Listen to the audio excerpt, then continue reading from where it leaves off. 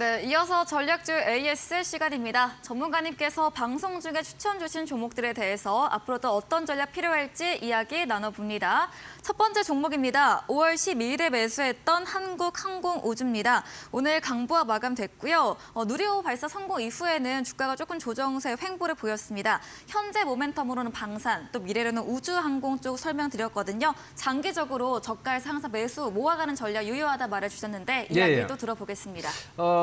당연합니다. 네. 한국항공우주는 성장성이 굉장히 강하다고 볼 수 있죠. 네. 그다음에 UAM, 즉 미래 어반 에어 모빌리티 산업 쪽에서도 한국항공우주가 선점하고 있는 부분은 굉장히 많습니다. 그럼에도 불구하고 한국항공우주가 지금 주가가 조금 지지부진하게 가고 있는 이유는 결국 이제 방산 산업에 대한 우려. 그러니까 이게 지금 전쟁이 끝나면 방산 산업이 또 확 떨어지지 않겠느냐, 더 이상 필요가 없지 않겠느냐라고 보여질 수 있습니다. 그런데 그렇지 않습니다. 왜냐하면 뭐 한국항공우주 같은 경우 미래 산업도 있지만 방산 산업이라는 건요, 전쟁이 벌어졌어요. 그 이후에는 불안감이 뭐가 생기냐면 전쟁이 우리한테도 일어날 수 있겠다는 불안감이 생기죠. 그러면서 실제로 전쟁도 일어나지 않았던 폴란드나 이런 데서 한국항공우주의 T-50 이런 고등 전투기, 고등 훈련기들을 막 수입하기 시작했죠. 그다음에 수주가 이어지고 있습니다. 그 점은 뭐냐면 전쟁이 끝났다고 해서 방산에 대한 전쟁이 한번 일어나면요, 방위비를 증액할 수밖에 없어요. 그런 관점에서 보시면 좋을 것 같습니다. 네. 그러니까 지금은 전혀 걱정하실 단계의 주가는 아니란 얘기죠. 예. 네, 한국항공우주 전망 좋기 때문에 계속해서 보유로 의견 드렸습니다. 다음 종목입니다. 5월 12일에 매수했던 DGP입니다. 오늘 주식 병합 후 거래 재개됐고요. 전문가님께서 지난 AS 때 거래 재개 후에 급등 예상해 주셨고 네. 바로 거래 재개 첫날부터 급등이 됐습니다. 그렇죠. 네. 이게 뭐 오늘 진짜 상한가까지 갔었는데 네. 예, 상한가에 잠기기까지 했었어요. 그러니까 DGP 대한그린파워의 지금 약자입니다. 어찌됐든 뭐 누가 그들 돼지고기 판때기다 뭐 이런 얘기하는데 네. 그런 얘기 아니고요. 네. 대한그린파워입니다. 그러니까 말 그대로 이미 사명에서 나와 있죠. 그러니까 그린에너지 쪽 관련된 회사라고 보시면 될 것 같아요. 아까 전에 어떤 분께서 그런 얘기를 했었어요. 액면병합, 액면분할 이런 건 왜 하나요? 이런 네. 얘기 하셨는데 액면병합, 액면분할 이거는요. 지금 DGP 같은 경우에는 동전주였어요. 500원짜리 종목이었는데 그때까지는 유통 주식 수가 2억 주가 넘었습니다. 그러니까 너무 많죠. 그러니까 100원짜리 종목을 1억치 산다고 하면 100만 주를 사야 돼요. 네. 그죠?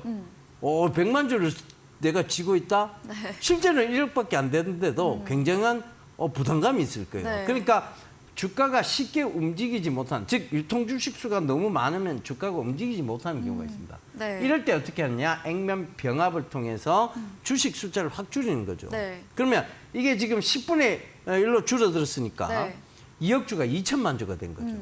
그러니까 2억 주가 말 줄은 거죠. 확 네. 줄은 거죠. 그러면서 주식 가격은 5,000원대로 올라간 겁니다. 네. 이제 동전주가 아닌 거죠. 네, 그쵸. 그러니까 그 관점에서 보면 이제 거래량이 활성화돼도 이게 크게 무거워 보이지 않는 거예요.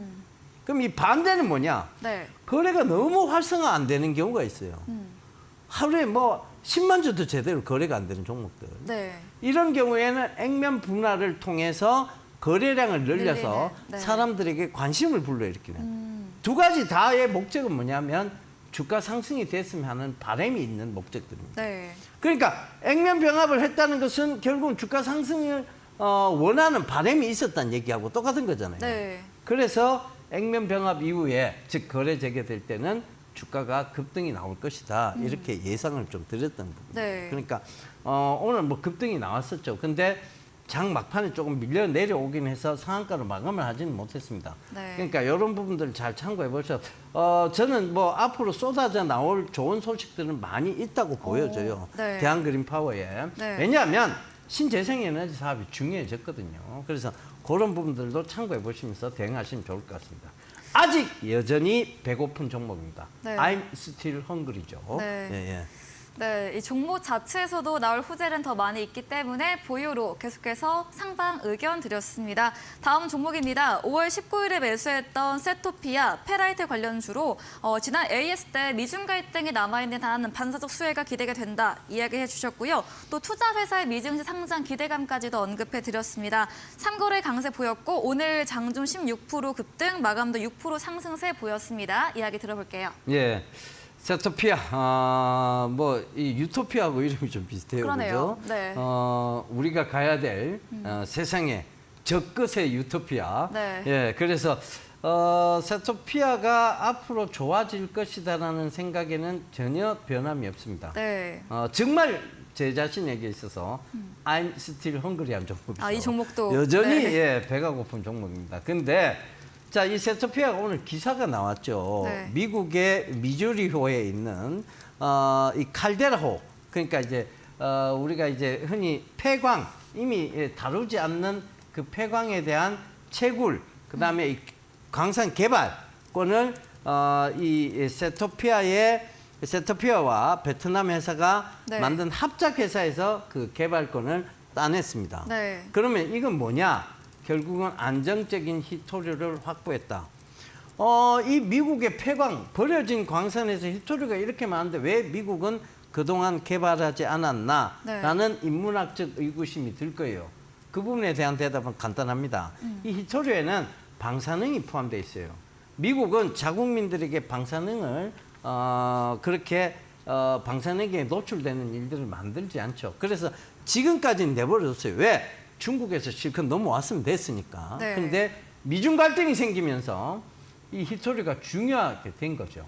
그러니까 어떻게 됐느냐? 중국한테 맡기지 않기 위해서는 지금 정제 시설을 할 수 있는 회사들을 찾은 거죠. 그게 뭐냐?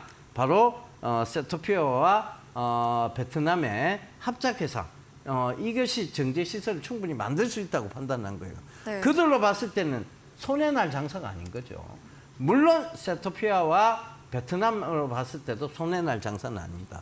그것이 오늘 급등을 만들어냈는데 생각보다는 약했어요. 저는 이거는 굉장히 큰 여러분 미주리호 그거를 제가 유튜브로 계속 찾아봤거든요.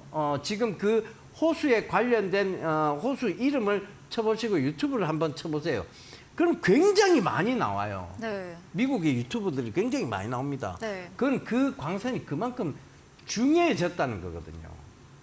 그럼에도 불구하고 우리나라에는 아직 잘 모르는 거예요.